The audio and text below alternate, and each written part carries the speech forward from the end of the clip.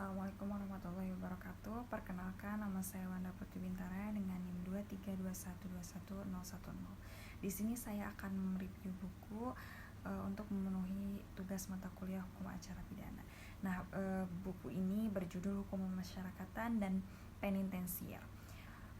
Buku itu merupakan sebuah karya ilmiah yang membahas secara mendalam mengenai sistem pemindanaan, pemasyarakatan, serta regulasi hukum yang berkaitan dengan pelaksanaan hukuman pidana di Indonesia.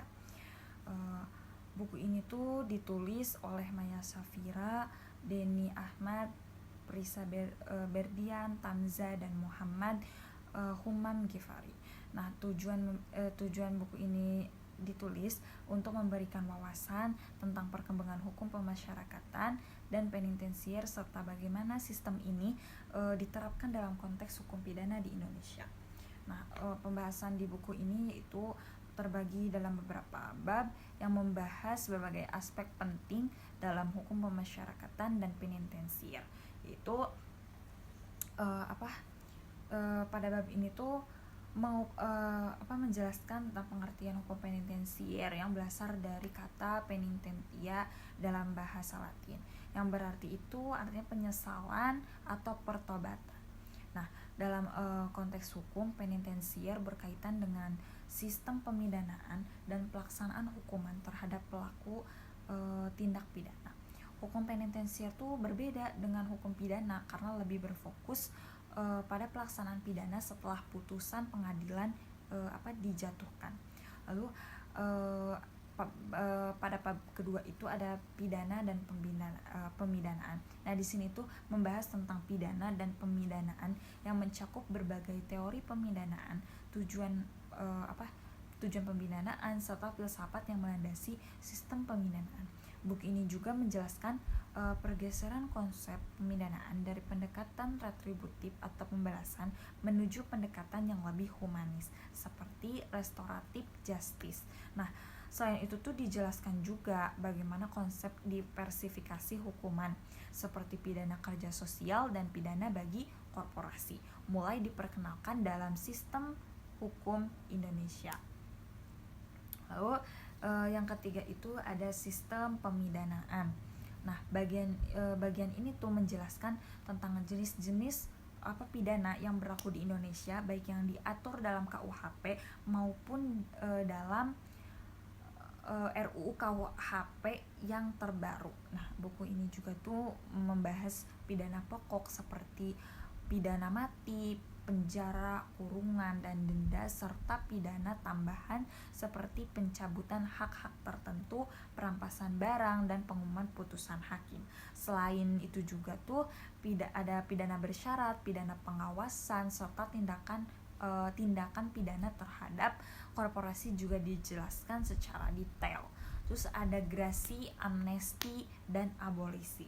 Nah, di sini juga menjelaskan mekanisme pemberian grasi, amnesti, dan abolisi di Indonesia, termasuk peran lembaga-lembaga negara dalam pemberian hak-hak tersebut kepada narapidana. Nah, lalu ada juga lembaga pelaksana pemidanaan. Nah, di buku ini juga menjelaskan berbagai lembaga yang bertanggung jawab atas pelaksanaan pemidanaan di Indonesia.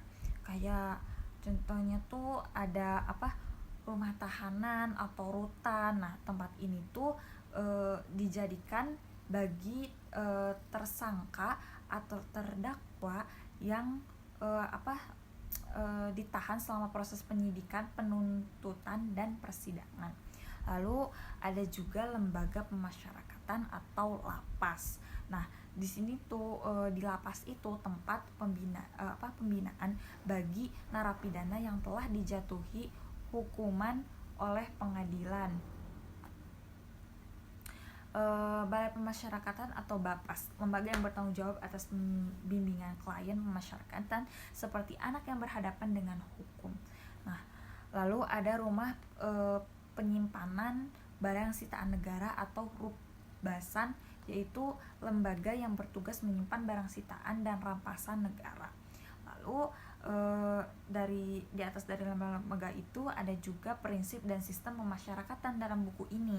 Nah, di situ tuh dasar sistem pemasyarakatan yang diatur dalam Undang-Undang Nomor 12 tahun 1995 itu dalam perkembangannya sistem pemasyarakatan mengalami perubahan menuju pendekatan yang lebih menekankan pada rehabilitasi dan resosialisasi narapidana. Selain itu juga tuh ada sistem pembinaan narapidana. Nah, di sini tuh menjelaskan berbagai metode pembinaan yang diterapkan di dalam lembaga pemasyarakatan, mulai dari pembinaan kepribadian hingga pembinaan kemandirian. Nah, tujuan utama dalam pembinaan ini tuh agar narapidana tuh dapat kembali ke masyarakat tuh dengan mempunyai keterampilan yang cukup dan tidak kembali melakukan tindak pidana.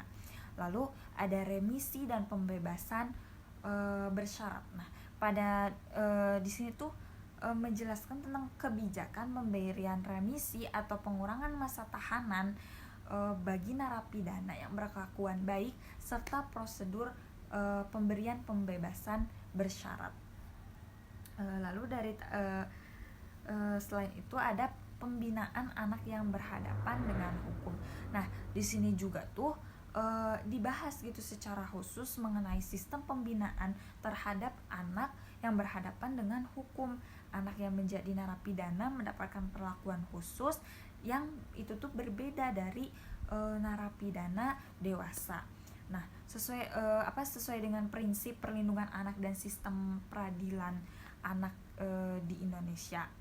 Nah, dari kelebihan buku ini tuh cakupan materinya tuh luas dan pembahasannya tuh yang mendalam. Nah, buku ini tuh cocok untuk dijadikan referensi yang berguna, contoh bagi akademisi, mahasiswa, terutama praktisi hukum gitu. Namun buku ini tuh masih lebih bersifat normatif dan minim studi kasus yang menggambarkan implementasi di lapangan.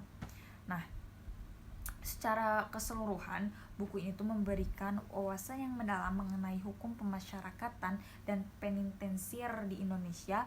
Buku ini tuh menegaskan bahwa sistem pemidanaan tuh tidak hanya berfungsi sebagai bentuk hukuman, tetapi juga berfungsi sebagai sarana rehabilitasi untuk membantu narapidana kembali ke masyarakat. Lalu terus itu tuh dengan memahami konsep hukum pemasyarakatan secara lebih mendalam, diharapkan sistem hukum Indonesia tuh dapat terus berkembang menuju keadilan yang lebih humanis.